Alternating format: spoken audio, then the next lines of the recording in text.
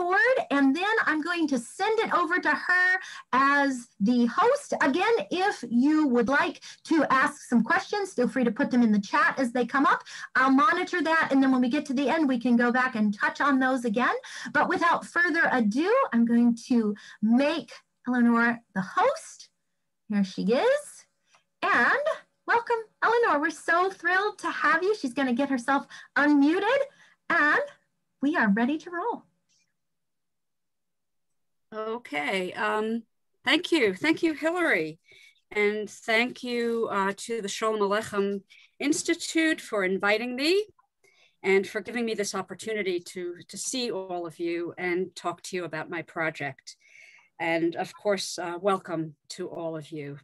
As we have already, I'm just going to pin myself here so the screen doesn't jump around. Okay. I'm going to be speaking to you about the project I've been working on for the past 10 years, which, as Hillary just told you, is a series of calligraphic paintings entitled À la Mémoire des Enfants Déportés, which means in memory of the departed children. The purpose of the project, again, thank you, Hillary mentioned that, it's the commemoration of these children, remembering the children, nearly 7,000 Parisian Jewish children who perished in the concentration camps during the Holocaust. My project is about memory. It's about what we remember, how we remember it, how we keep the memory alive. Sometimes we use the expression art in the service of memory. In fact, my friend Barry Morenz, who's in here at the lecture, wrote part of the book that I wrote, that I published. He wrote an essay in the book called Art in the Service of Memory, about how we as artists can find a way to impart this information to other people, to keep it from being just a dusty page in a library, in a history book. I have a quote to read to you, just a very short quote from Ellie Wiesel, who was, as most of you know, was a very well-known writer, a political activist, a Holocaust survivor. And in 1986, he received the Nobel Peace Prize. And during his acceptance speech, this is what he said: "I have tried to keep memory alive. I have tried to fight those who would forget. Because if we forget, we are guilty, we are accomplices." My series, my project, which I am about to share with you, the name is in French. And you might ask, you know, why do I do something that I'm American? Why is it called À la Mémoire des Enfants Déportés? The project, the paintings are specifically about one chapter in Holocaust history, about these children, this one terrible time during the Holocaust when nearly 7,000 children were murdered in the camps. And I have been living in Paris for the last 19 years, for half of each year, and walking around and reading plaques that have been installed, have been affixed to the walls of schools. I am trying to, whoops. Okay, all right, I just forwarded this. School buildings all over Paris have these black slate plaques that have been positioned by the door, and they all have similar words to what you see here. This is just blown up from this particular school. In English, what it says: "In memory of the students of this school, deported from 1942 to 1944 because they were born Jews or born Jewish, innocent victims of the Nazi barbarity and the government of Vichy, the government of France, the government of Vichy. More than 300 children from the 9th district, the 9th arrondissement, that Paris has 20 districts, were exterminated in the death camps." And at the bottom it says, "We must never forget them." There are other plaques with similar words. There are some that are quite different, but there are also ones that say, in memory of the very small children, in memory of the les petits enfants, the small children from this preschool, who were innocent victims deported with the active complicity of the Vichy government, not just by the Nazis, not by the Germans, but by the government of France. And these words are shocking to me. They were shocking when I saw them 20 years ago, and they're still shocking. They are an admission on the part of the government that they were collaborators. This is not just in memory of the children who were murdered in the camps. This is in memory of the children that we sent to the camps. And I would see these words and think about what to do as a calligrapher. As a calligrapher, as an artist, I thought maybe I can find a way to express these words with my artwork. Not originally to make a project, not to make a book, but just to write something that was important to me and to make some artwork that I felt would help me understand what this is about. So I started to do some research. I wanted to get some background information, and I got some numbers that I'm going to share with you. Before World War II, 320,000 Jews lived in France. 200,000 lived in Paris. Of those 200,000, 30,000 were children. Between 1942 and 1944, 76,000 Jews were deported from France, including 11,400 children. 2,000 of them were under the age of 6. And of those 11,000 children, 6,700 were deported from Paris. Of the 76,000, 2,000 survived the war. 2,000 Jews survived the war from France. And of the 11,400 children, 200 survived the war.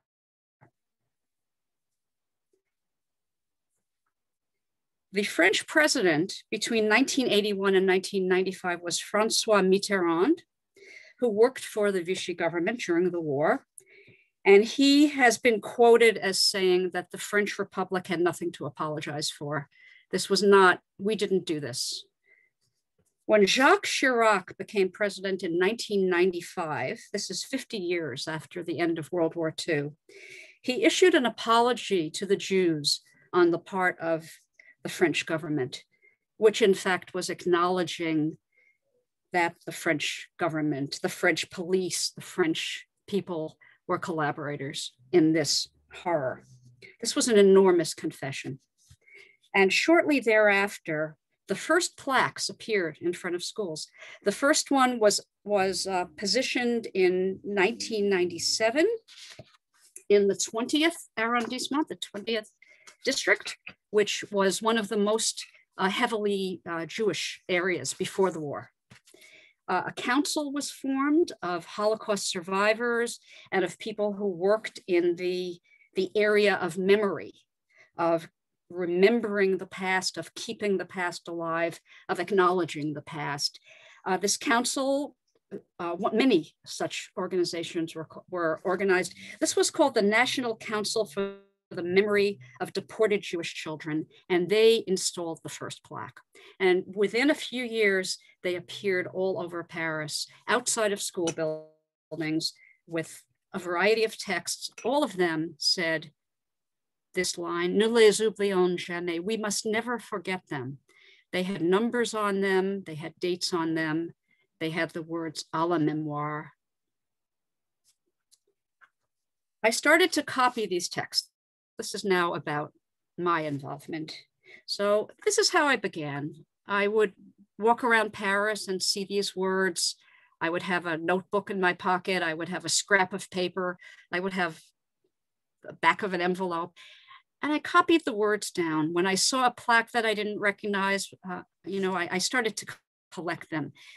In my own, scribbled shorthand, I would write, in memory of the children, students from this college deported between 1942 and 44, exterminated in the camps.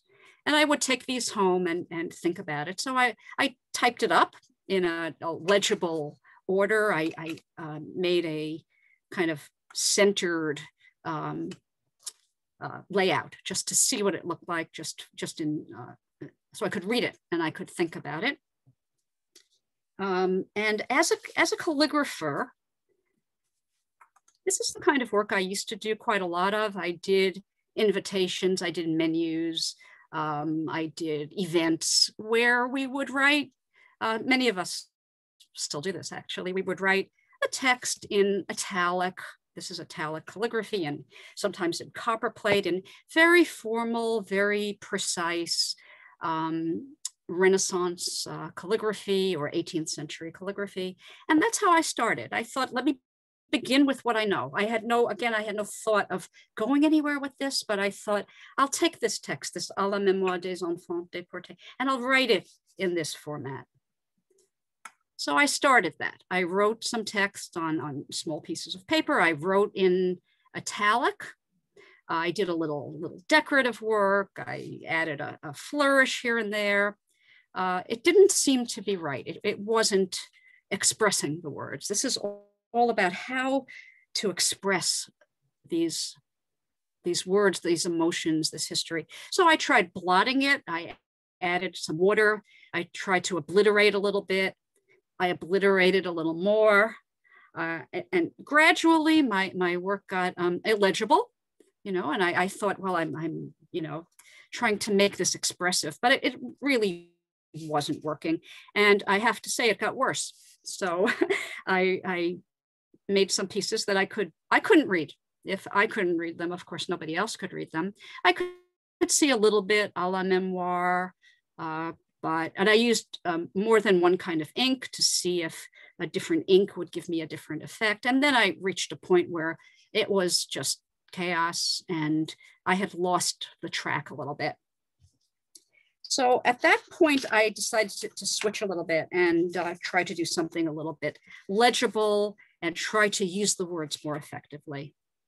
And I think this is the first piece that I made where I was beginning to find a way to make this work. And this again is the same text that you saw in that first school building in memory of the students from this school deported in 1942 to 1944, the Nazi barbarity, the government of Vichy, exterminated in the death camps.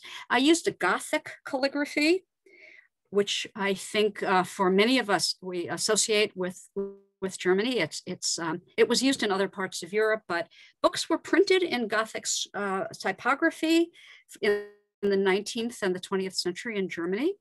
And it has become associated with Germany, not necessarily with the Nazi Germany, but just a Germanic look. This is a very traditional Gothic script, and I used legible, bright colors so that there would be a message, so that I could make something that one could read. This is just a quick view of some work in progress back then. That first piece was from 2010. This is around the same time. Within a year or two, I was working bigger. I was making backgrounds, trying the same thing again and again.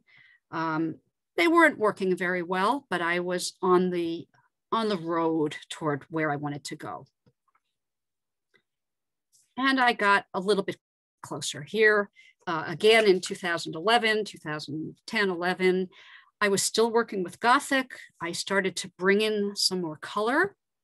I started to work in layers. So if you look at the piece on the right, you can see some of the words in black underneath the upper layer in gold. I wrote out the whole text. I wrote it again.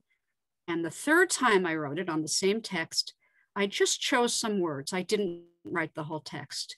And I wrote the important words: in memory of the children born Jewish, exterminated in the death camps. And I actually wrote this in gold and outlined the letters in black so that the piece would have not just a straight calligraphic feeling, but some kind of impact, which is, I think, very important in a project like this, where it's not just about calligraphy and it's not just about color. It's about combining texture, combining color, combining size, combining form to make some kind of statement. And I'll show you a few other pieces from those first years. Still working mostly with the same text, but varying the size, again, bringing some words out. I think even for those of you who don't speak French, there are certain words here that are almost the same in English. So déporté, deported, victims, innocent victims, Nazi barbarity, mort is death, camps, the camp de la mort, the death camps. And on this piece, just especially for those of you who are artists or have worked with calligraphy, I'll just tell you a little bit about what happened here. This was a kind of accident. I made the colored background. At that point, I was trying to work, as I said, in layers, but part of the layers were the background underneath the calligraphy. Before I did the calligraphy, I used some ink and some acrylic paint on wet paper. And then I took a handful of kosher salt and I kind of sprinkled it on the paper. And where the grains of salt fell, they turned into starbursts. I had an idea, of course, I had seen this done, but I had an idea that that might work. I actually tried it more than once and it didn't always work. It worked on this piece. And I felt that there was something about these explosions in the background in contrast with these rather stately, simple letters that had a little bit of excitement, a little bit of passion in it.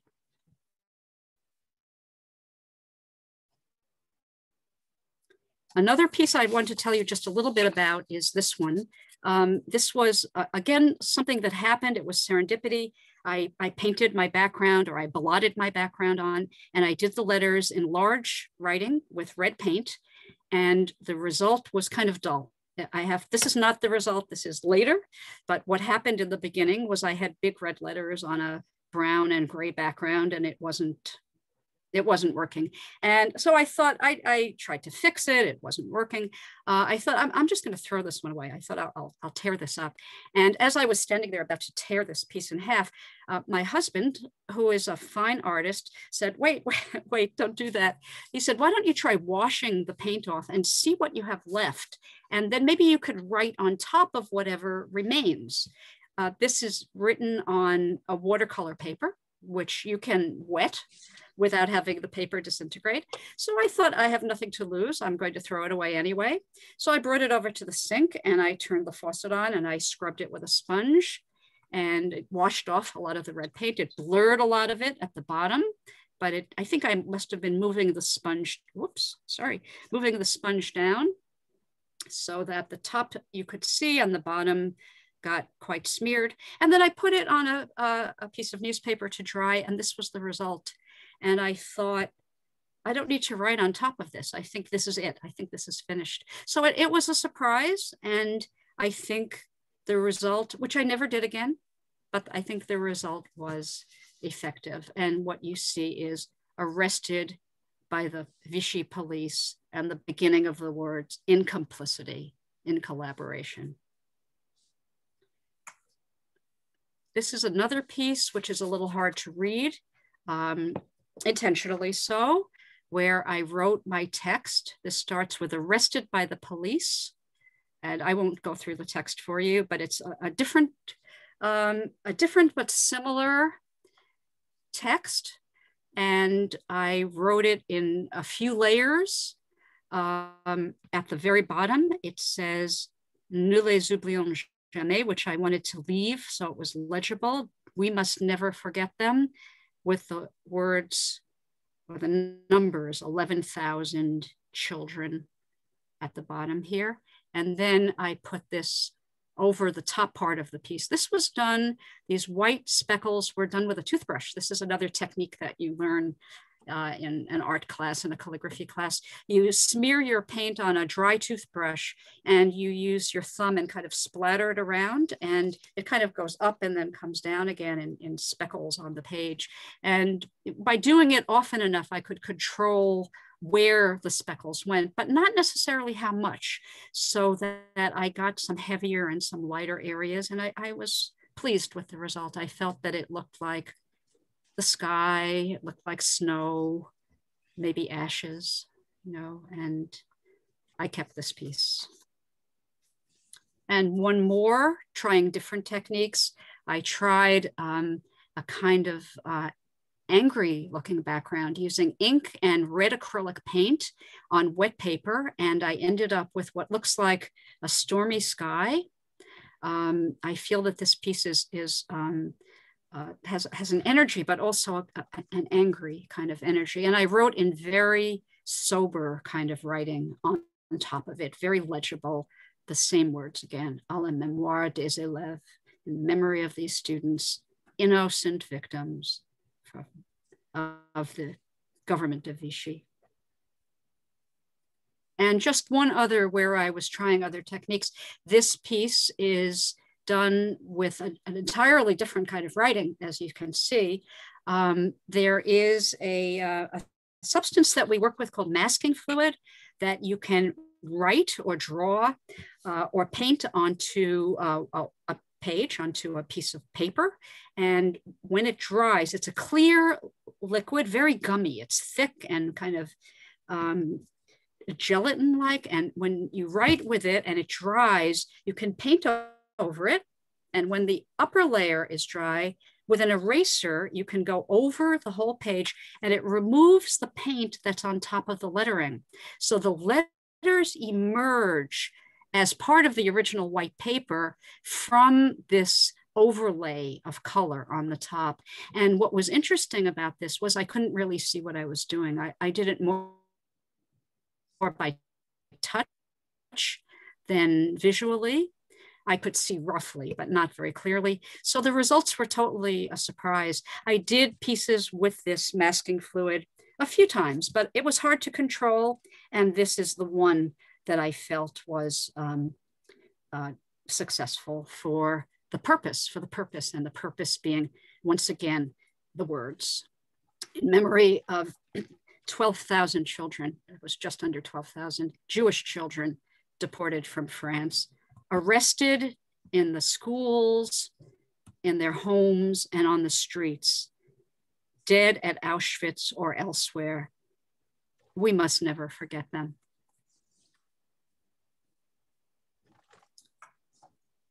This piece is part of another story. This is another terrible, terrible tragedy that was part of the Holocaust. Some of you have heard of the Velodrome d'hiver. The Velodrome, it means the bicycle stadium. Hiver is winter. The name of the stadium was the Velodrome of Winter, Velodrome d'hiver. And this was a very big bicycle stadium, an indoor rink where bike races took place in Paris. And on July 17th, 1942, 4,500 French police arrested 13,152 Jews, which included 4,115 children, 2,916 women, 1,129 men, and brought them to this bicycle stadium where they were locked in, without food, without water, without sanitation, and kept there for days.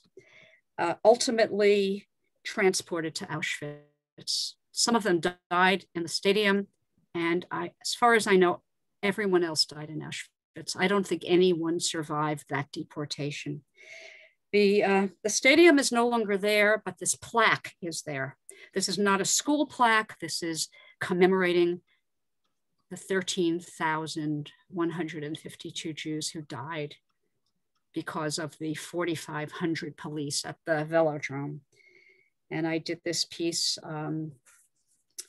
in 2013, and 3 years later, I revisited the text and did a much larger piece. That was a small piece of writing where I wrote the whole text. As you saw on the previous piece, I wrote the numbers, I wrote the words velodrome, I wrote deported. On this one, I did a more complex and more involved piece of writing where I wrote the whole text. You can read some of it.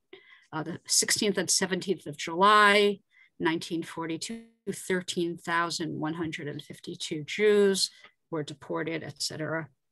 I did that. And then when that dried, I did something like what I did on the other piece, choosing words and doing them bigger, doing them in gold, highlighting them. It says, in the velodrome d'hiver, 4,115 children.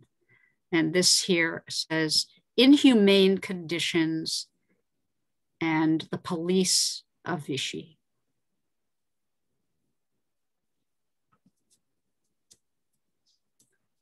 I tried to go a little simpler on some of the pieces. This one, I decided to go back to black and white and see what I could do with just with lettering and contrast between large lettering and small lettering. Once again, to get the important words, the significant words across, but also the rest. I wanted to put everything on this piece. This was in front of an elementary school in the 9th district, and it says something a little bit different at the bottom. It also says, this is like the one I showed a few slides back about being arrested in their schools and in the streets, dead at Auschwitz. But at the bottom, the last 2 lines, I'll translate. They say, may their sacrifice remain alive for everyone and forever.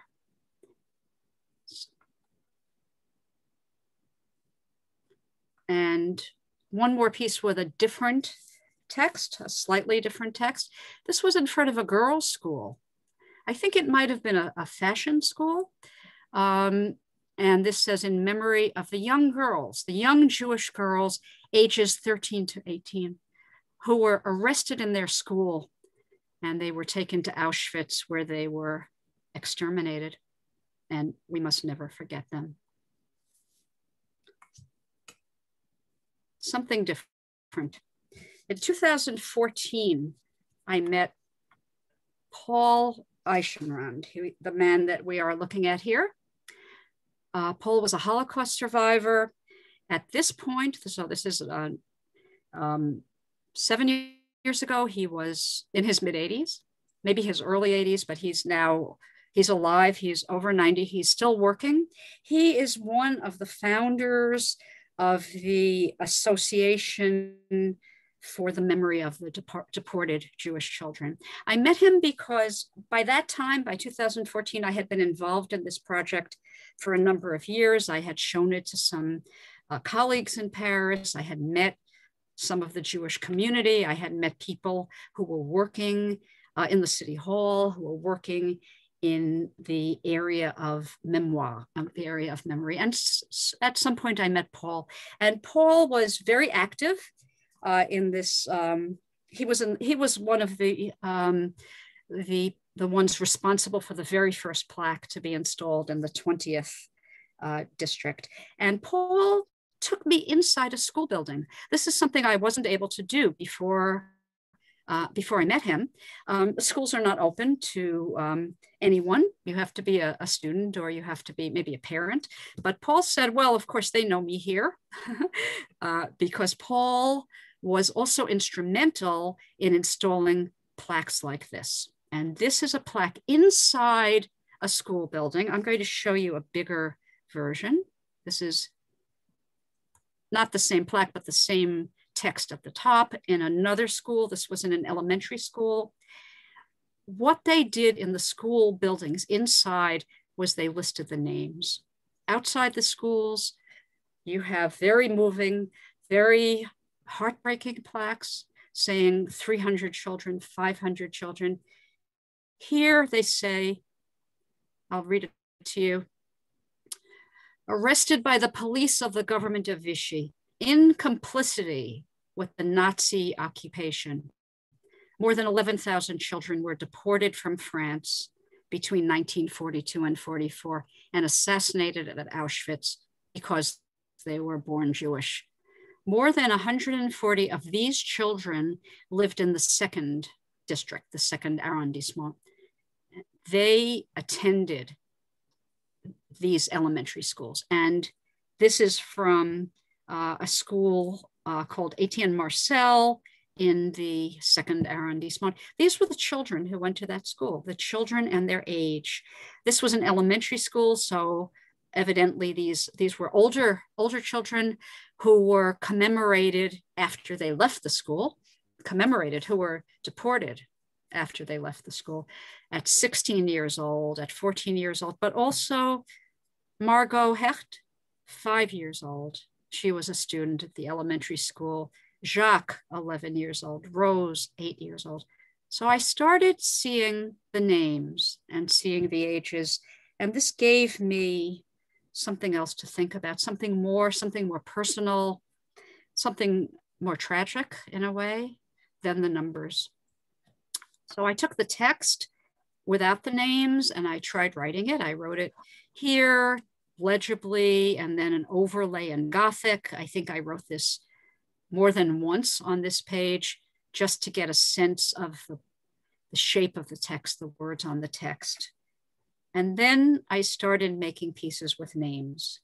This is the same words on the black slate text, plaque that Paul showed me, arrested by the police of the government of Vichy, but I put their names in bigger than the text.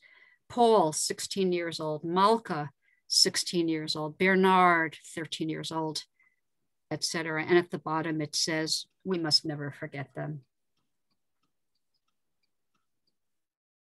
And again, I did the same text in a very different format. I worked on a dark surface with gold writing. I overlapped their names. I couldn't put 130 names on this. Well, they were actually, that plaque had 20 or so, but I put some of them here. And I went back to that toothbrush technique because with the dark background and the white acrylic paint, this looked like a night sky. And I felt that this had a quality of the memory with this sort of Milky Way solar system look. And then Paul, my friend Paul, taught me something else.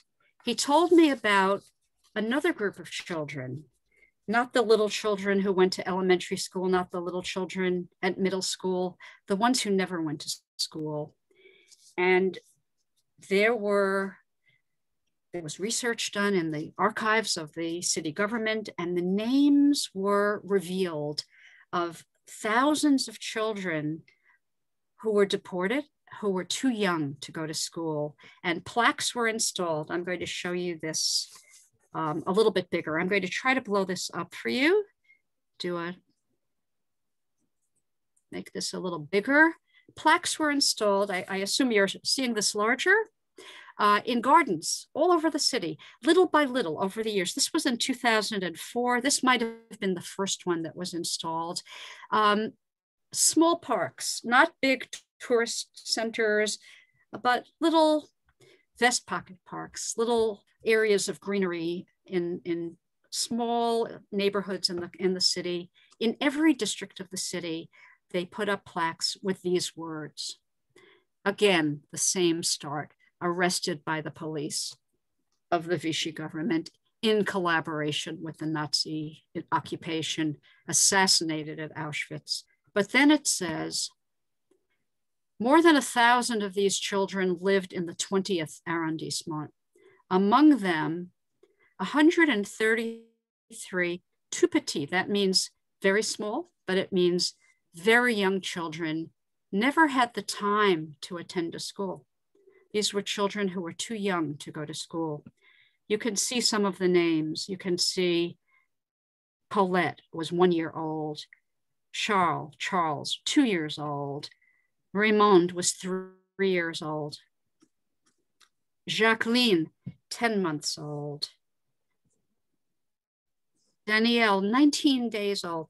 These were children who were sent to Auschwitz and died before they were registered. Their names were not in city registers as students. They were found in other archives and they were remembered. Oops, sorry, I need to go back. Okay, sorry. And I started writing those names. And I made some large pieces where I used some of the main text: arrested, 11,000 children, deported, assassinated, Auschwitz. Tout petit, the very small children. And here are their names: Rachel, 4 years old, Colette, 1 year old, Charles, 2 years old. I don't think I fit every name on this page, but I got many of them here. Yolande, 2 years old, Marcel, 5 years old. I just like to go back to read one more line that I meant to read to you. At the bottom of this is very important. At the bottom of this plaque is a line that doesn't appear on the school plaques. It says, "You who pass by, read their name.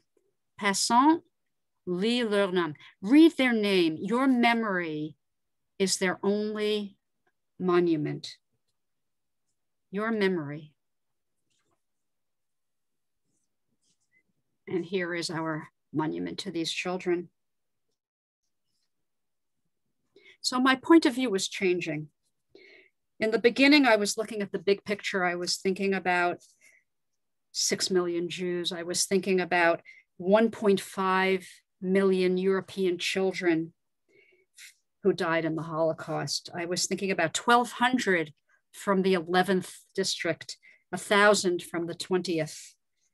But at this point, I started thinking about who these children were. This Pierre, 2 years old, Albert, 7 years old.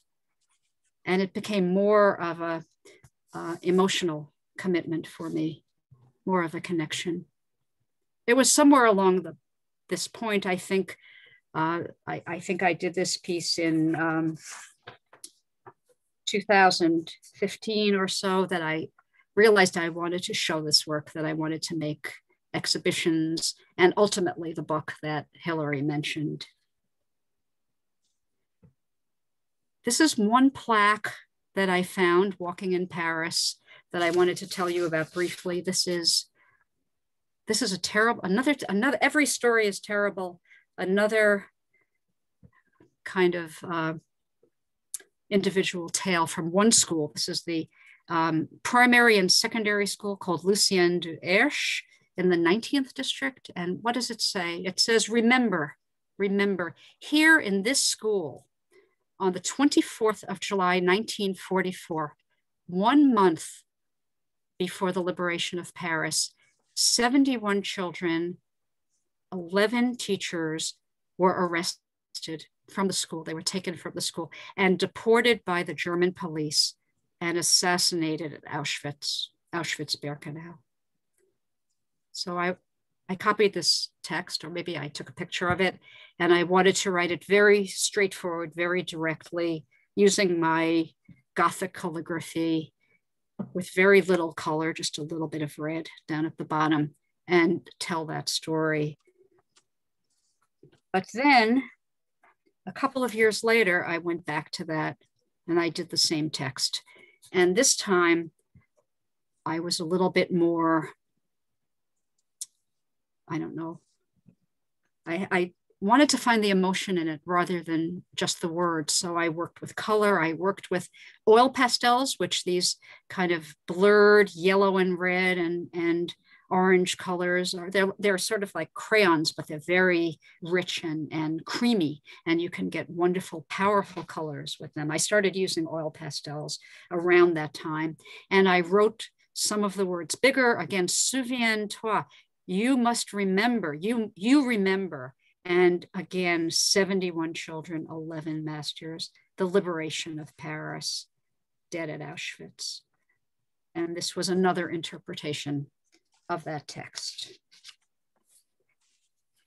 I'm just going to show you a couple more images and then we're finished. More with oil pastel. This was a very large piece. I think this is 18 inches wide, which is big for calligraphy. And I just picked some words. I stopped using the whole text and I just wrote the most demanding words. 11,000 children deported from France by the Nazis with the participation of the government of Vichy. I wrote this large in black ink and went over it with red and gray and black oil pastel.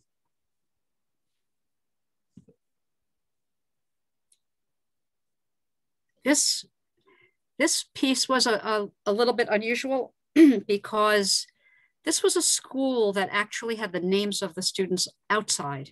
I don't think I saw others. There may be more that I haven't seen in Paris, but this school, which I think is in the 12th district, commemorated 5 children. It says in memory of the 5 children who went to this school, deported because they were Jewish by the Nazis with the complicity of the government, and their names. So I did their names large: Raphael Caraco, Andre Navon, Henri, Marcel Motzek. And after, yes, sorry? Oh, okay. After I wrote this, I think before I put the color on, I wrote it in black. I used sandpaper and I rubbed it off part way. And then just originally just to see what the effect was. And then I did the color over it. And I felt that this was, it looked like a wall where, like the old advertising that they used to paint on walls that would gradually disappear because of weather. We see it in New York sometimes, old, big wall painting, advertising from the 1920s that is disintegrating, that is fading away. And I felt that that was happening with these. And of course, by stopping, not sanding the whole thing, not removing it, I could preserve these names, even though they're gone for 50 years, these children. And another fairly straightforward piece where I'm using very large writing with the whole text in small writing over it in small black, very Germanic letters.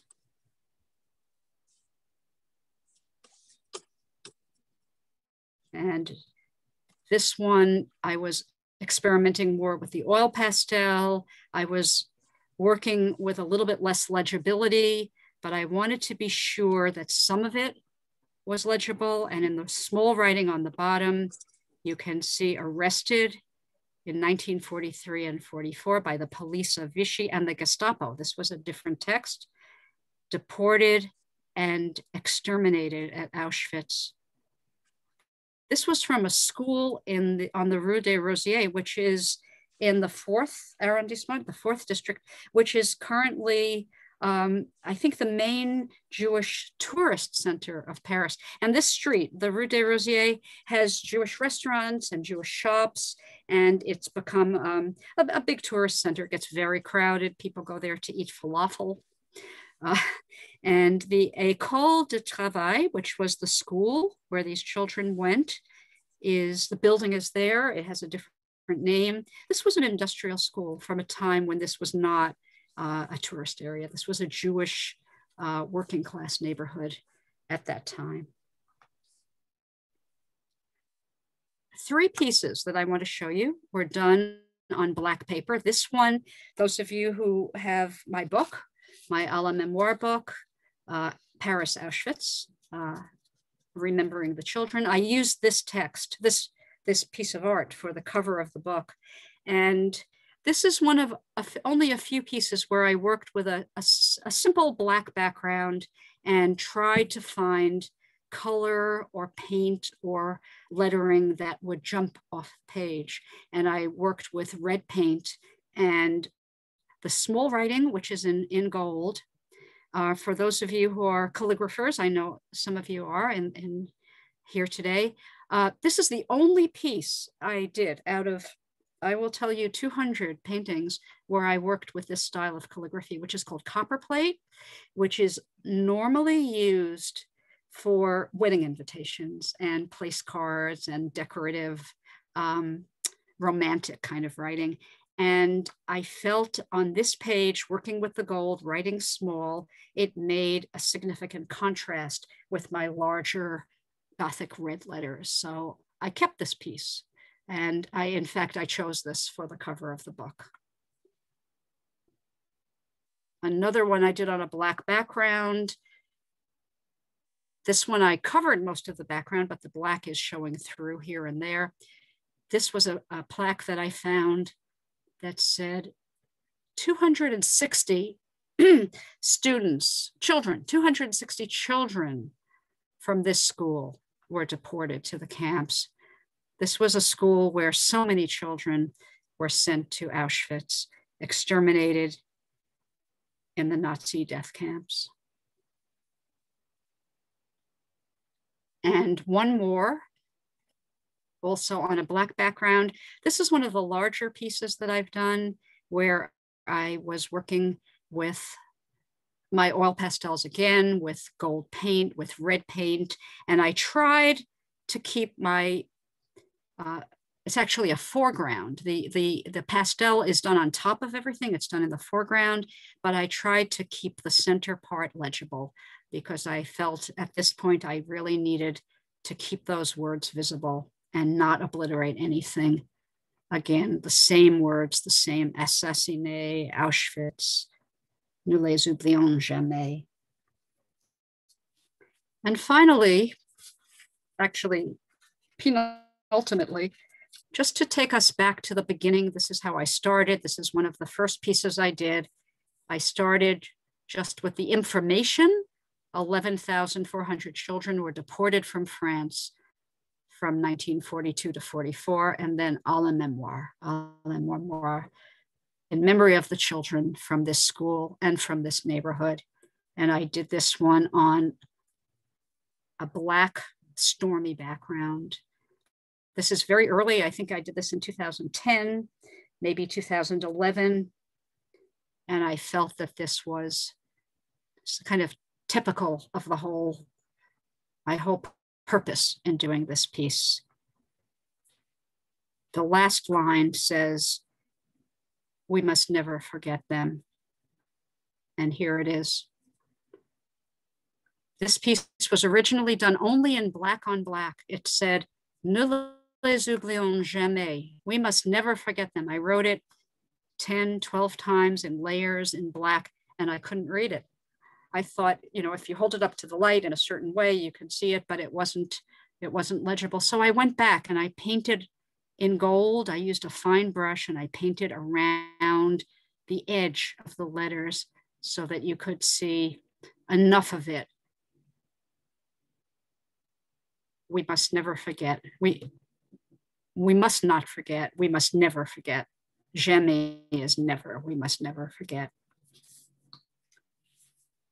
I'm going to read you one more quote before I close. This is another one from Ellie Wiesel. This is from Night, which is his Holocaust memoir.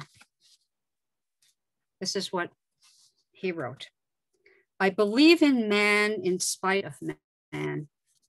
I believe in language, even though it has been wounded, deformed, and perverted by the enemies of mankind. And I continue to cling to words because it is up to us to transform them into instruments of comprehension rather than contempt. It is up to us to choose whether we wish to use them to curse or to heal, to wound or to console." And I'm going to leave you with a message of hope from Anne Frank. Look at how a single candle can both defy and define the darkness. from Anne Frank. Thank you. Thank you, Eleanor. That was absolutely amazing.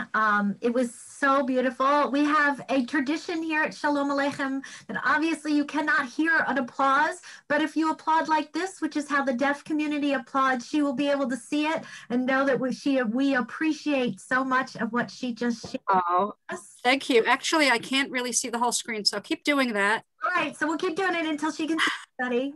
Okay. There we are. And we have, thank you so much. Thank you. So welcome. So we're going to have an opportunity for some questions. A couple of ground rules before we do that. There are quite a few of us on the on our presentation today. So if you will just old-fashioned raise your hand and we'll kind of, Eleanor can see you and we'll kind of go around and we'll call on individuals. But before we open it up to too many questions, I wanted to ask one question on behalf of all of us. And before I do that, Eleanor, would you send me back as host, because I want to highlight you so everybody can see your beautiful face when you're answering this question, because I know sometimes people get really lost when we have a whole bunch of people on there. So she's gonna. I was just about to say, let me give you back. Thank you. You're the host. Power. Thank you. Okay, great. Thank you. No problem. Thank you. All right, I'm going to go ahead and go over here and I'm going to spotlight Eleanor for everyone. So there she is. So the question I would like to ask you, Eleanor, is that as you did this project, if you would be so gracious as to share with us, what was the emotional impact this project has had on you personally? Because this is obviously a very emotional topic, and I would love to hear how it has affected you. We kind of learned by watching your presentation how your artistic development of the project went, if your pieces evolved, but I'm very curious how you were impacted emotionally in doing this very important work. Well, thank you. That's a very good question.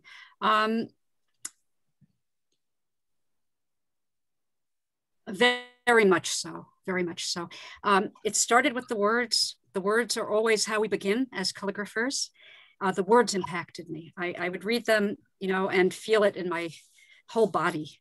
And I found that in the beginning, when I was making those first pieces where they were kind of like wedding invitations, I wasn't feeling much. And as I got more into the project artistically, but also in terms of my research, in terms of what I found on the street, in terms of the people that I met, I got more emotionally involved. And one of the things that I found, and it's interesting, I can't say this works for everybody, but when I was working on a piece of art, sometimes I would feel a lot more than other times. Sometimes it would just be, you know, oh, that's a nice letter, you know, that I'm making. And sometimes I would really get upset while I was doing it. And generally speaking, the ones that I almost say grabbed me, but sort of implicated me emotionally were the best pieces of art. So yes, I got more involved. And I also learned a lot. I learned a lot about what it meant, you know, at that time to be Jewish, what it means now to have that collective memory. That is a beautiful answer. And thank you so much. I know that's a very intimate question, and I really appreciate you opening yourself up to answer that. Before I open it up to questions, I do want to remind people that we do have, and I'm going to spotlight myself real quick so you all can see this. I'm going to add a spotlight. So there's the two of us there. We're getting fancy today.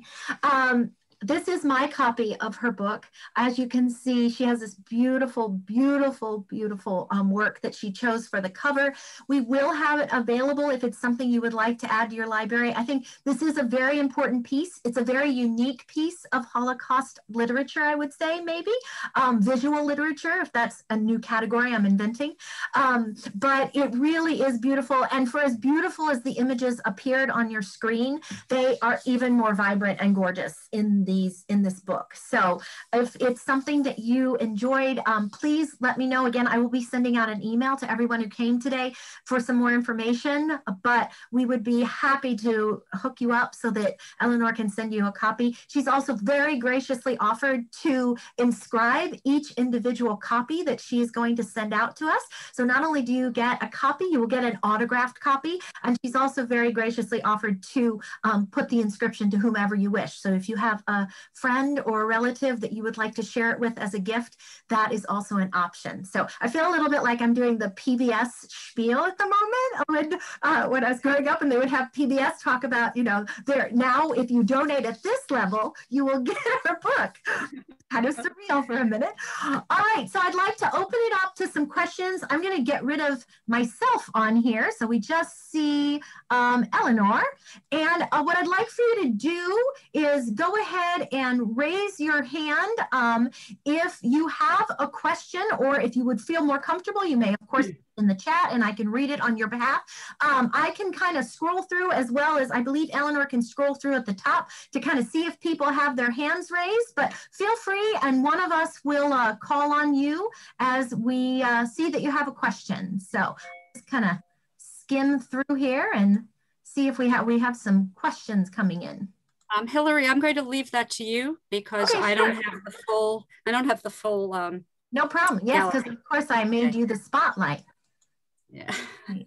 Let's see here. All right. You bowled them over. Everyone is very quiet with questions today. There we go.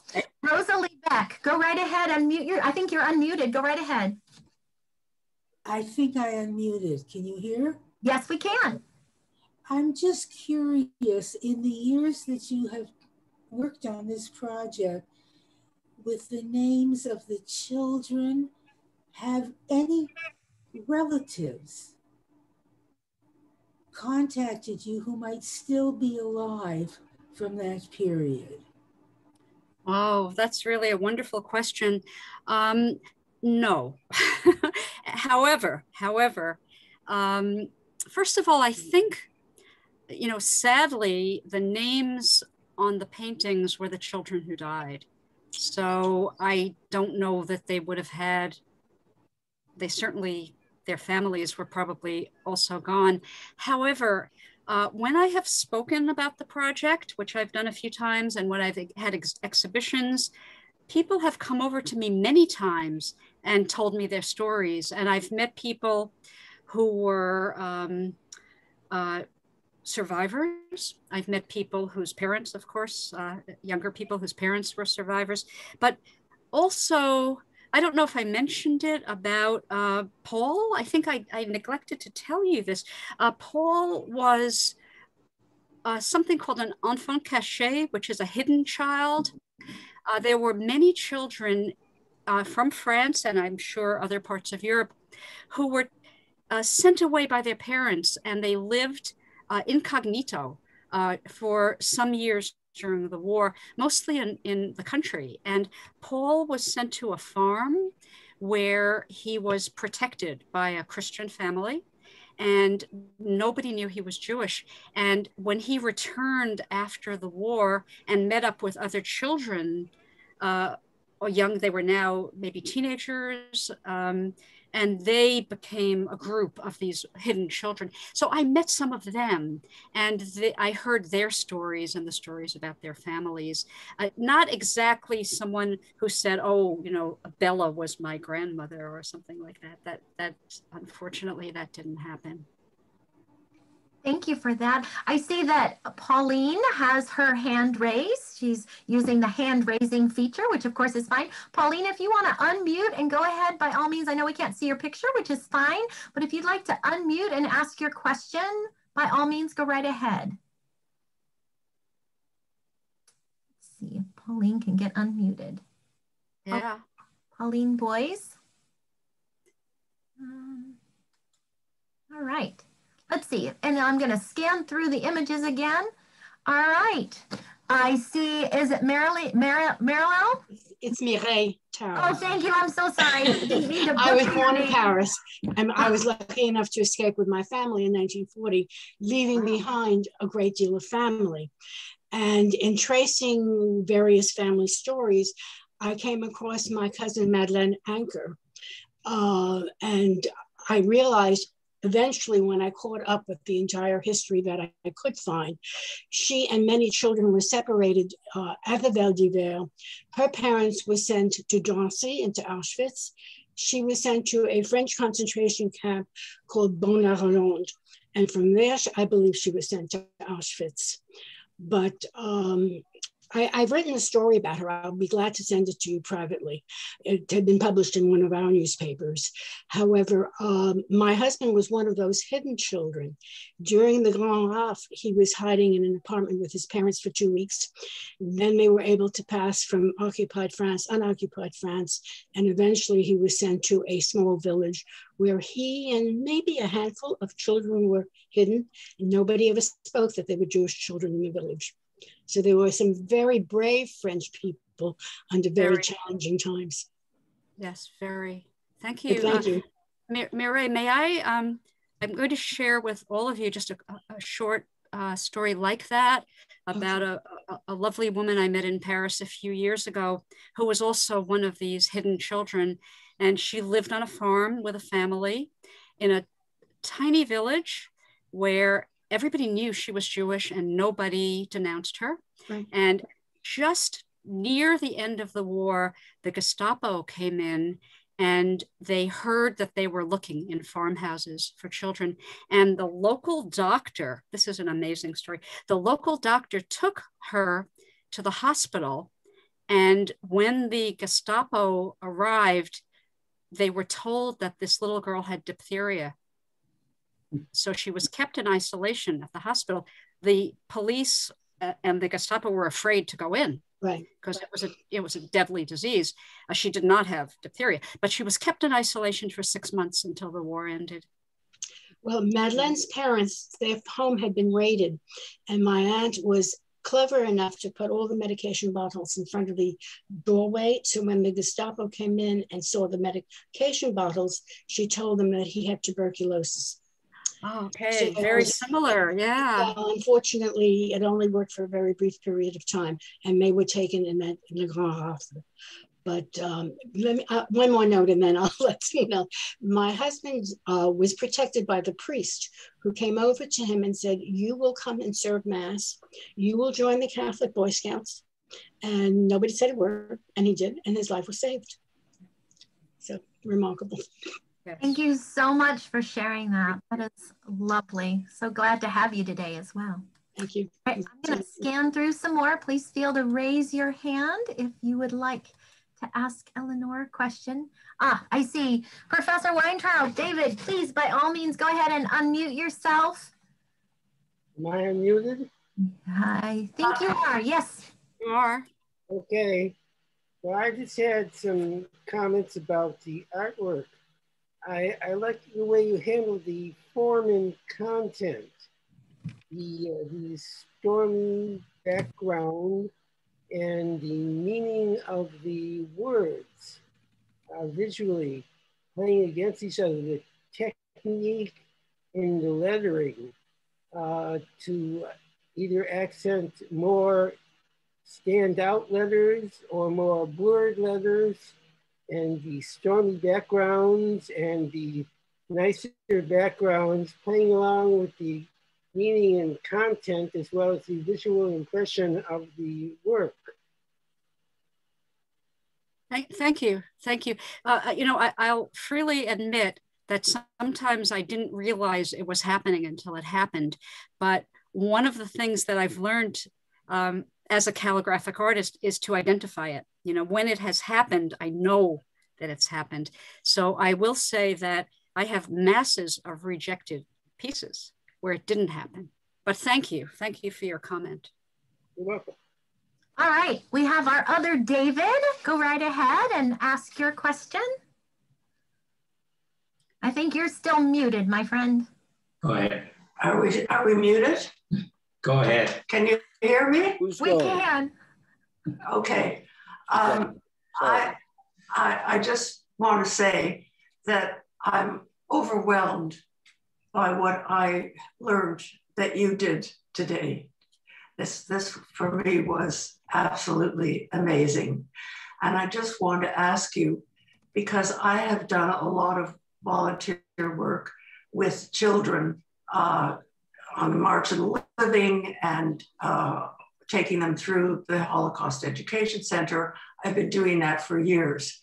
I want to know if you are doing anything with your work, because it's a combination of history and art. And I think this would be so important to share with children, students in the school, not just Jewish children, because I've worked with non-Jewish children as well.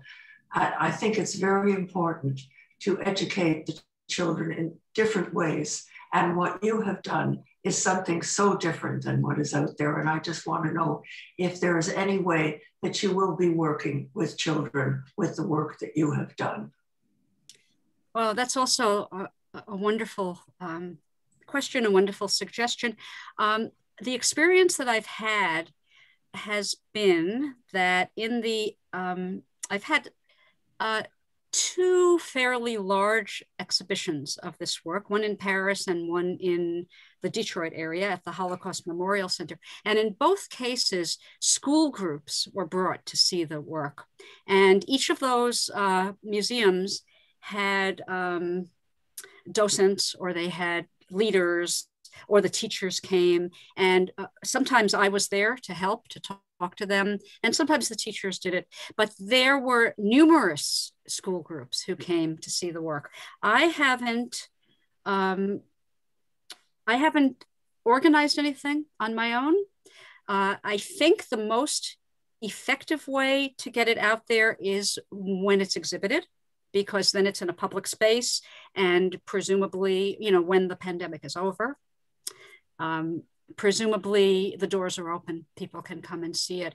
I did have a show scheduled this past May that was postponed to this coming May in one of the City Hall buildings in Paris, where they would get many, many, many children coming in.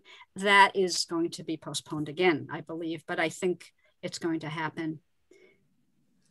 All right, Professor Weinberg, you're up. You've been very patient. I didn't realize we had. No, I did too many Davids and too many professors and doctors. I guess so. Somebody's credit, I don't know. No, the question I have is a very large question, and I don't expect you to answer it on one foot, but there is a general issue here that I wonder if you've really dealt with, or thought about, I should say, and that is aestheticizing the Holocaust. That is, can you, or should you, or would you create an artistic representation of these horrors, especially in terms of the plaques that you presented? And whether that is an issue that you've thought about at all. In other words, it may heighten the experience from your standpoint, and I understand it's more powerful, it's more daring, whatever term you want to use. But do you have any issue with that, or is that something that concerns you at all, that we're sort of imposing something on these events which are stark enough and horrific enough in and of themselves? I can absolutely answer that question. Okay. And the answer is, I was going to say the answer is yes, but there were several questions. So I will give you a little bit more complex answer. There is indeed an issue. Should we profit from this? Maybe that's what part of what you're thinking, by showing an art show, making something attractive out of a horror. But the fact is that people don't remember. When I had, again, I'm going to talk about exhibitions, okay? When I had the show, every show that I've had 5 of them, so many people came over to me in tears and said, I didn't know. And these were educated people, many of them were Jewish. I didn't know. And I saw people looking at the work and reading it. I saw people crying. I think that the bottom line is you have to reach people with this. And if you reach it through music, if you reach it through theater, if you reach it through art, you're getting to people in a visceral way that they don't get when they're in junior high school and they're studying history, or even high school, or even college. It becomes a subject. They read it, they close the book, they get on with their life. They look at their phone, they go watch a movie. You look at a piece of artwork and it says something. This is exactly what I mentioned earlier about art in the service of memory. This is what my friend Barry Morentz wrote about, how the words in a book don't move you the way the words that are painted move you. Some people, of course, some people will read this and it will move them to being a stronger, better, more honorable person. But I think that I never touched people with my work the way I did with this project. No, I appreciate that answer. And I was in no sense questioning the issue of profitability. That was not what I was referring to. No. I didn't mean that that way. But I didn't mean financial profit. I meant, to get my work out there, to do something that you put on the wall. I mean, this is something that artists think about all the time. How do you get your work shown? And sometimes artists will come up with a project where they think, this is something I can sell. This is something a museum will want. This is something a store will want. But that was never my purpose here. I didn't know this was a project until it was a project. Thank you. Shirley, you're up next, and then I have Mal, and then I have Cynthia. So Shirley, you'll be next, and then Mal, you're going to be on deck. So you just have to unmute, Shirley. Maybe we can get back to Pauline, see if she can unmute. Yes. So. Am I unmuted? You are. Thank you, Shirley.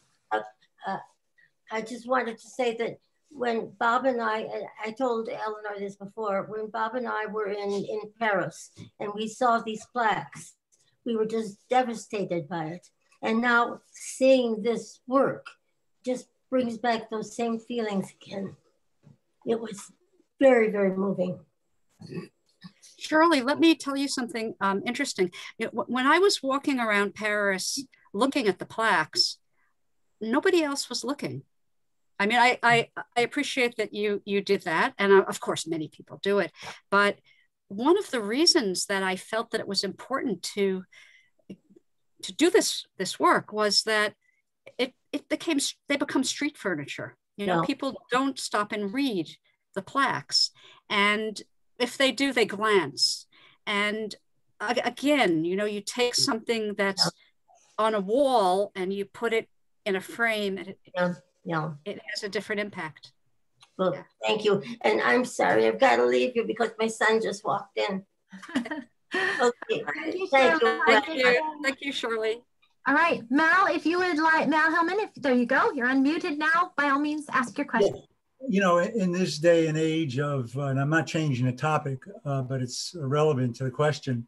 In this day and age of COVID infections, a lot of parents are dealing with their children's concern about getting COVID. The question I'm trying to get at here is, what sense did you get when you were talking to some children who attended some of your exhibits? Was there anxiety in asking further questions? How did you feel their emotions were about the whole dialogue they had with you? That's a great question. And I have to say, I didn't have that much experience. I was more on the side with the teacher talking to the children. And I was there, you may ask Mrs. Winters if you would like to ask a question. They were always very quiet and concentrated. That was my experience. They weren't emotional, but they weren't bored. Sometimes you get middle school kids and they want to be anywhere except, in class or at a museum. They paid attention. They were very quiet. They didn't talk to me very much. I met one class. I went to visit a school and met a group of young teenagers who were working on a Holocaust project, and they were very involved with the project. But we didn't talk about, how they felt about it. They were involved in making it and, getting it right. But they knew what they were doing. They knew the history. So I think a teacher who spends time with a class and works on these kind of issues would have a better answer for you than I would. All right, Cynthia, you had a question for Eleanor. Feel free to unmute and ask your question. There you go. Hi, Eleanor. Listen, the book is fantastic, but when you see the actual work, it's so much richer. I was wondering if people, a collector or a person, would like to acquire one of the actual works. Is it possible for anyone to purchase one of your works? It is. I've sold a few. I don't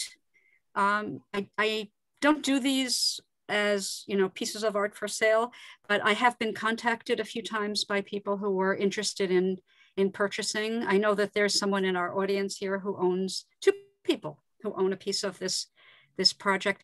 If anyone is interested, I think you can contact Hillary at Shalom Aleichem, and she will pass it along to me rather than putting my email address up. So if you're interested in owning a piece of work, we can talk about it. Well, I was thinking not just of owning it, but someone might want to purchase one and donate it maybe to a temple or a synagogue or someone else. I think that would be even better. I think that's a beautiful idea. And like Eleanor said, if any of you think of that desire, by all means, you all have my email, so email me and I can certainly get in touch with Eleanor and we can make that happen. We have a question in the chat, Eleanor, and this comes from Jack Baum. He says, as a follow-up to the art question, Eleanor, have you given consideration to the concept of integrating photos of these children as a way of humanizing the art beyond just the text? Wow, that's a wonderful question. And I thought of it, but it's very hard. It's very, very hard to do. There is a wonderful book that was published in 1996 by Serge Klarsfeld, the name of which escapes me at the moment. Mr. Klarsfeld, some of you know the name, I'm sure, he was known as I think the Nazi hunter. He was a never stopping advocate for bringing the Nazis to justice. And so one of the things that he was known very well for was physically capturing Klaus Barbie and bringing him to trial. Mr. Klarsfeld and his wife together did this. But he also was instrumental in the collection of the archives of all the children they could possibly find, the names and the photos of every child they could find who was deported from Paris and possibly from France. I'm not sure if it was all of France, might have been all of France. And he published this huge book, and every page is a photo and a bio of these children. And I met him in Paris and we, discussed my work at some point. And I always felt that he already did this. He did the definitive thing for remembering these children with the photos. And I didn't feel that I should take a little piece of his work and add it to mine. He devoted a lifetime to it. And he's Legion of Honor. He's a major figure in France. So yes, it's a wonderful idea. If somebody came to me from the French archives and said, I have access to 500 photos, let's make an exhibition together, I would say yes, but I don't think I would try to get a few pictures to add to mine. The one thing I did in the book, which those of you who've seen my book know, is I did photograph some of the plaques in there where they were located, including that big one in the garden in the 20th arrondissement. So I have some photos in the book, but not portraits of the children. But this Klarsfeld book, if you look up his name, you'll get the title, because I don't actually, we have some wonderful, helpful people in the chat who looked it up for you and put it into the chat. So the title French Children of the Holocaust Memorial. And the okay, thank you so much. Well. I think it was published by NYU. I think NYU Press published it. Okay. And I actually, he gave me a signed copy, but I think I have it in Paris. Oh, that's wonderful. So there is a question from Kathy Wallace in the chat. She says, is there any one plaque that Eleanor saw in Paris that has impacted her the most? Was there one that sticks out in all of those that you saw that really had an impact more than others? Yeah, I think, Kathy, I think when I first saw the plaque for the children that were too young to go to school, that wasn't a plaque, it was a huge memorial. When I saw that, I was dumbstruck. When I saw that they were children who were 2 weeks old, that were 5 months old. And I think from the beginning, I felt an emotional connection, an emotional response to the plaques. But when Paul Eichenrun brought me to this garden to see this plaque, I was astonished. There was another one that I can't, I could look it up, but I won't do it right now, that I didn't include in this lecture because the artwork, I wasn't able to get the artwork that I wanted to include, but it was a plaque in a garden that said something like this, that said, you know, in memory of the children who were not allowed to play in public gardens, who were closed. Children and dogs were not permitted by the Nazis to play in these public gardens. And the same plaque, I said, they said they were torn from their mothers and sent to the camps. This was a terrible, terrible story. So some of them, you know, are more moving than others. Well, I, on behalf of all of us, want to thank you so much. I'm going to remove the spotlight so that you can once again see everyone. And if you have your screen set up to view the speaker view, you can always go up and put it back in gallery view. You can see all of your friends and family potentially on the call today.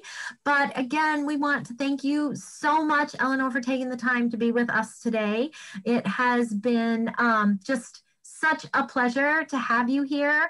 It's been my pleasure personally. I want to get rid of that. One second, I'm gonna go here and mute everybody real quick so we don't get any weird feedback. Pardon me, everyone. There we are.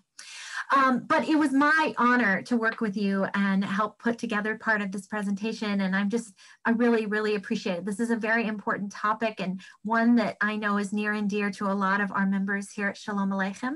I also want to put in a plug that if you enjoyed what you saw today, this is just a small part of what we do as part of Shalom Aleichem Institute. We are an institute without walls, which means most of currently our programming is in person.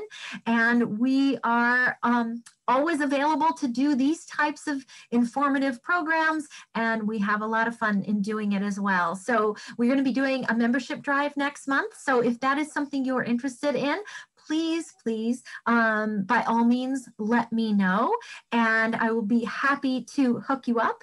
But we are just so grateful to have so many of you on the call today.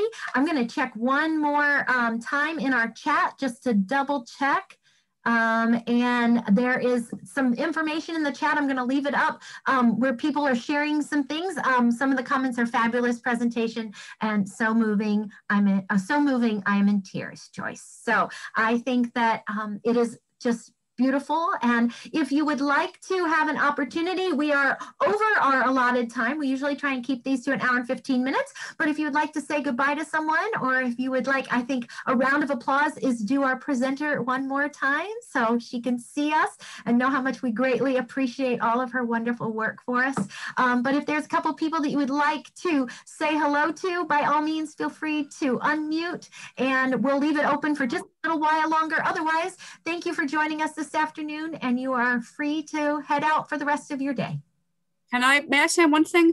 I just want to say a special thank you to Hillary, because Hillary, aside from being endlessly patient and generous with her time, she also made it possible for us to see all of these images. I had a PowerPoint presentation, which was a couple of years old, and I did not know how to update it. And Hillary and I worked together. Hillary worked as I watched her. I can't say we worked together. So thank you so much.